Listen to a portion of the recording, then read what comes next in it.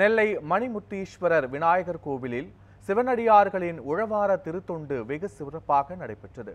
நெல்லை மணிமுத்தீஸ்வரர் ஆலயம் 1000 ஆண்டு தொன்மையான உச்சிஷ்ட கணபதி கோவில் அமைந்துள்ளது. இங்கு விநாயக பெருமானின் மூலவராக அருள்பாலித்து வருகிறார். ஆசியாவிலேயே விநாயக பெருமானுக்கு என தனியாக கோவில் அமைந்துள்ள இடம் இதுவாகும்.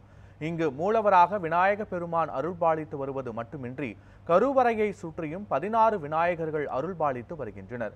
சிறப்புமிக்க இந்த கோவிலில் நெல்லை உழவார பணிக்குழு, நாகர்கோவில் அப்பர் அருட்பணி மன்றம், சிவ திருத்த சிற்பளம் சபை மற்றும் திருத்தண்டாக வேந்தர் உழவார பணி சார்பில் உழவார பணி நடைபெற்றது. இதில் சிவனடியார்கள் கலந்து கொண்டு கோயிலில் உள்பிரகாரம் மற்றும் கோவிலை சுற்றியுள்ள பகுதிகளை தூய்மைப்படுத்தினர்.